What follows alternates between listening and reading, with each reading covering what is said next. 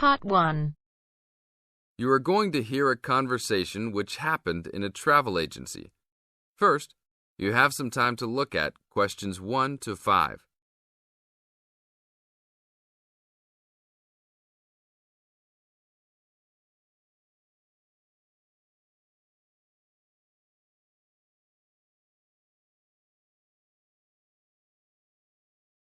Now we will play the recording. Listen to the tape and answer questions 1 to 5. Hi, I would like to make a reservation for a round-trip plane ticket from London to New York. Welcome to the Student Travel Agency. London to New York. Let me see if we have any student specials for that flight. Yes, we do in fact. What days would you like to fly? I am looking for a flight around the 10th of October or so. And how about your return date? Ideally, the 31st of October. Let me check our computers to see if these dates are available. Are you looking for economy class or first class? Economy class will be just fine. We have an open flight on the 10th, but for your returning flight, the 31st of October is already fully booked. If you want to upgrade to first class, there are openings for the 31st. Just a few seats left, though. How much do I have to add for first class? First class will be around 20 to 25% more. Well, that is not worth it. I would rather just fly on another day. Do I have any other options? There are open seats back to London on the 1st of November. There are openings for first class that day too. No, I won't be able to do that because I have to work. Is there anything before the 31st? Maybe the 30th or 29th? Let me check. You can fly on the 29th, but not the 30th. The 29th is a little bit early. Is there any way I can be on a waiting list of some sort? Of course, but you should still confirm a return date just to be safe. OK. How about if I book a return date on the 29th and add my name to the waiting list for the 31st? Can I do that? Sure, I can do that for you. Do you also want to add your name on the waiting list for the 30th also? I would recommend this in the scenario that you do not get the flight for the 31st. That is a good idea. How much will the round trip cost? I will calculate your price for you. Your total will be £565, not including tax. Now look at questions 6 to 10.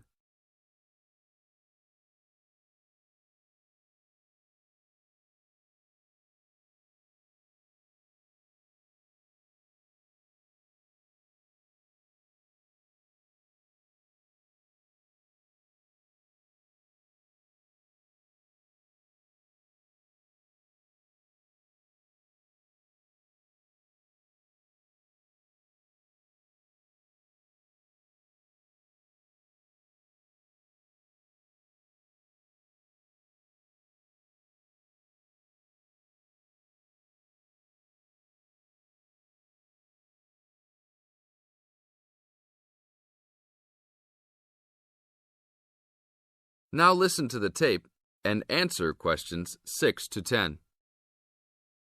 That's not too bad. Is there any discount for students? That is already including the discount. Without the discount, the price is easily over £600. OK, that sounds good then. Please put me down for those dates. I will need your information. Name and student identification number, please. Kenneth Conley, student ID 92123020. Your phone number, please. 87052109. Please tell me your mailing address.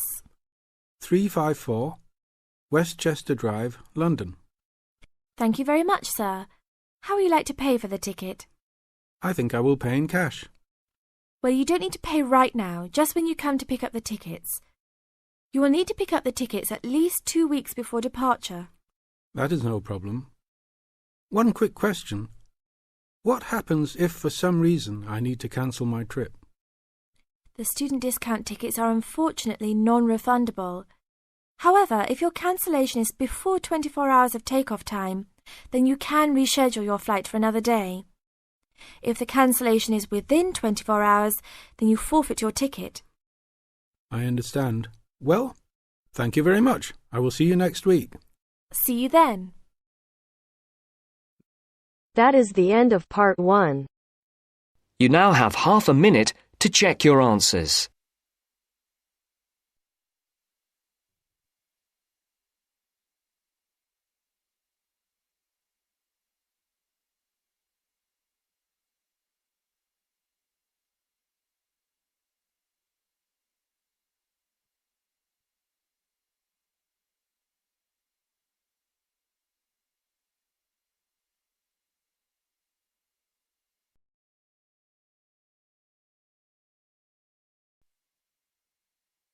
Now turns to part 2. Part 2. You will hear a library assistant talking about the library she works in.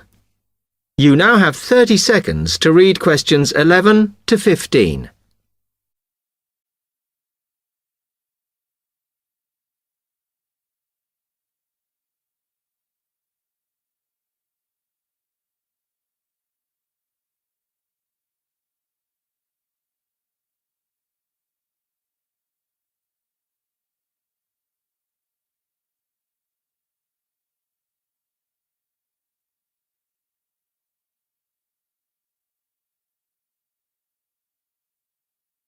Hi, can I help you? Yes. I wanted to join the library. Okay. First of all, let me show you round the library and explain a few things for you. Okay, now we're here at the main entrance. You can see the reception, which is where you bring back and take out books. And also, we can order books and answer your questions there. Next to the reception, where you can see those old desks, is where we keep the magazines, because you can sit down and read there. They're divided into sections for sciences, geography, arts, etc. Then, at the back of the library, you can see the section for old books. Next to that is where the books proper start. That used to be the science section, but now on those shelves you'll find the arts section. We had a big reorganisation in the summer, which I think has made it clearer. The numbering is standard, so you should be able to find what you want quite easily. However, if you can't find something, it probably means it's been borrowed. Okay, then in the corner next to the reference section is where we thought it was quietest and away from the phones and printers and things, so we've put the study desks there. They all have computer access if you need it for your laptop. We do ask that you don't just read magazines there, though. Okay, then there's the reference section, where you can look up the files. Then, as we come back to the main entrance, is the next section, where we used to have the languages. It got very busy and noisy, so when we moved everything round, we decided to put the law books here. Also, because it's a smaller section, it fits quite well here. Okay then, we're back at the main entrance. Over there, by reception, there's a door that goes to the extension, and we have further sections, such as languages and study desks through there. So you could have a look round when we've finished. Then, just between reception and the door here, is where we decided to put the computers, but the computer magazines are in the magazine section, as we found too many went missing here. Okay, is that everything? You now have 30 seconds to read questions 16 to 20.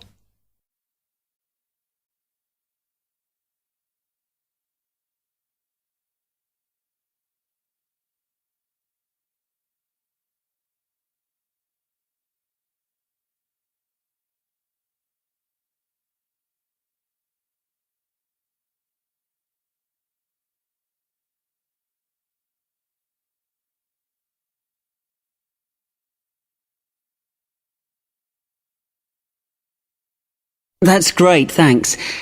Can you just tell me a bit about borrowing and the rules and whatever? Of course. Over the last 2 months, we've been introducing a new system for this, and you can now take books out for 6 weeks. That's generally enough for most people. We usually get books back within 30 days. Of course, you may decide to renew the period. You used to have to come in to get the book stamped because we don't like doing it over the phone, as there's no record of it. But now you can do all that via email. Oh. If you do forget to renew, then we do make a charge, I'm afraid. That helps our costs, of course, but we do insist on it. The good news is that there is only one charge. I know some libraries charge £1 for 1 week and then it goes up with each week it's late. We ask for £1.50 as we think that's high enough to stop people being overdue. The other thing you may want to know is what you do about books that are not on the shelves. We do have a system for reserving them. All you have to do is fill in a yellow form behind those blue ones on the desk and give it to someone at reception. We'll let you know when it comes in. Also, sometimes you will need a journal article that we don't have but can get from other libraries.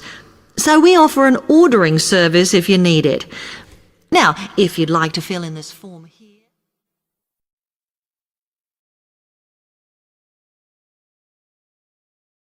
That is the end of part 2. You now have half a minute to check your answers.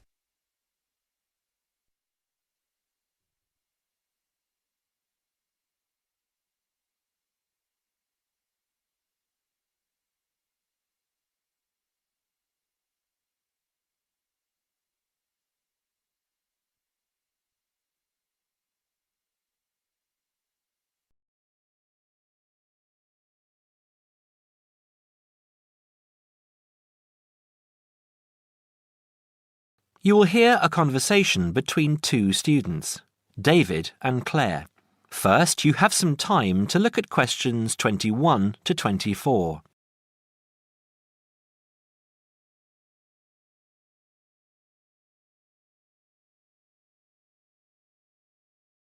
Now listen carefully and answer questions 21 to 24. Hi, David. How are you going with your history studies? Very well. I've actually finished it. That's great! What era did you write on? I researched Roman London, something I never thought I'd be interested in. That sounds interesting. I wanted to tie it into the work I've been doing on engineering, and I found it fascinating and learned many things along the way. Such as? Well, although there were prehistoric settlements throughout the vast area now called London, strangely enough, no evidence has yet been found for any such community at the northern end of London Bridge, where the present city grew up. The origins of London lie in Roman times, right? Right. When the Romans invaded Britain in 43 AD, they moved north from the Kentish coast and traversed the Thames in the London region, clashing with the local tribesmen just to the north. It has been suggested that the soldiers crossed the river at Lambeth, but it was further downstream that they built a permanent wooden bridge, just east of the present London Bridge, in more settled times some 7 years later. As a focal point of the Roman road system, it was the bridge which attracted settlers and led to London's inevitable growth. So, London Bridge has been there for hundreds of years? Yes. And though the regularity of London's original street grid may indicate that the initial inhabitants were the military, trade and commerce soon followed. The London Thames was deep and still within the tidal zone, an ideal place for the berthing of ships. What other industry did they have? Well, as the area was also well drained and low-lying, it was geologically suitable for brick-making. There was soon a flourishing city called Londinium in the area where the monument now stands. Londinium? That's Latin. That's what I thought too, but the name itself is Celtic, not Latin, and may originally have referred merely to a previous farmstead on the site. Before you hear the rest of the talk, you have some time to look at questions 25 to 30.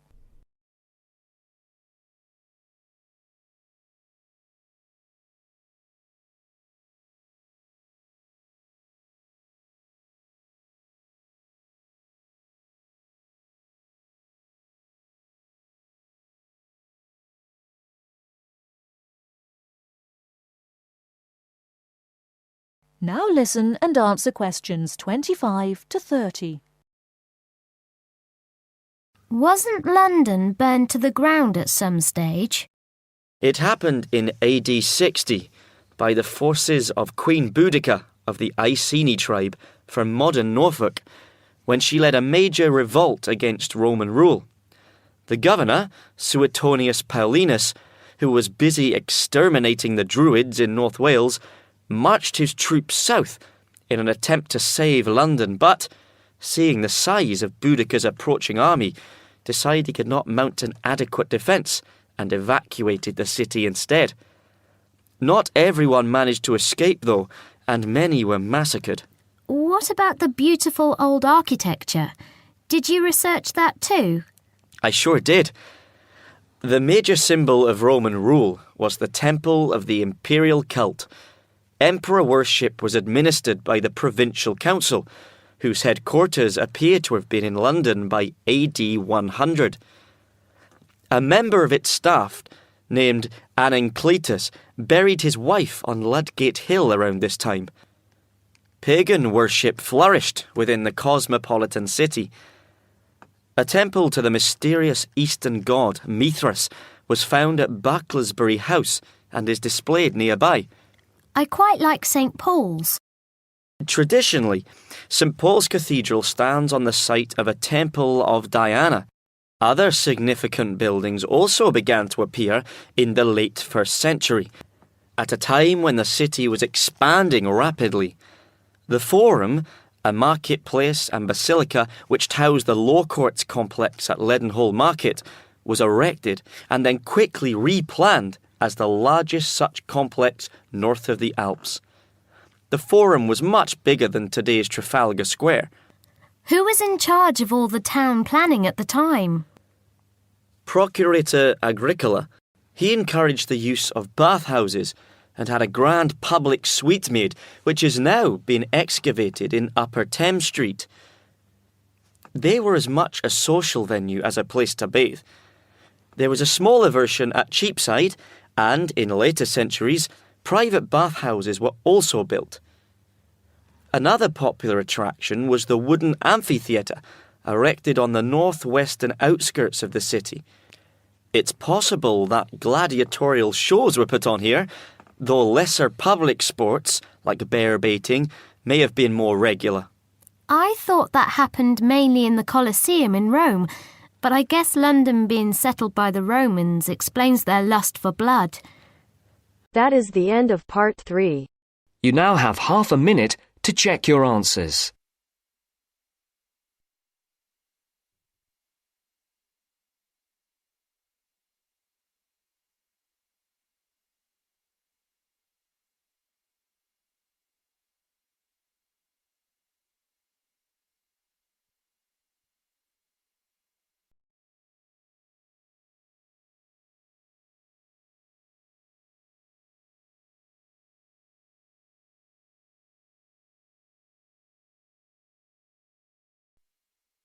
Now turns to part 4. Part 4. In this section, you'll hear an interview on IQ tests. First, you have some time to look at questions 31 to 40.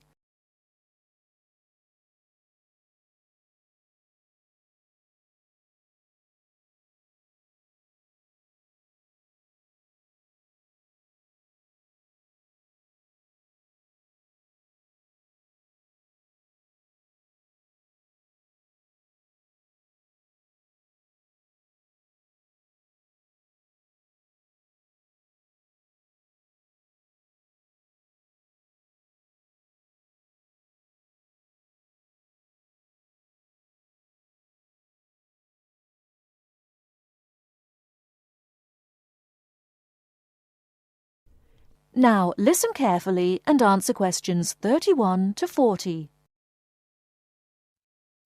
Mrs. Kellerman, a specialist in child psychology, is interviewed by Bridget. Mrs. Kellerman, why is it that some children perform much better than others at school? Obviously, it can't be denied that certain children are brighter than others, but it's not as simple as that. A lot of emphasis is placed on intelligence measured by tests, so-called IQ tests, which only measure certain types of intelligence, such as basically linguistic and numerical skills, or reading and mathematics to put it plainly, which is unfortunate because some children are bound to suffer.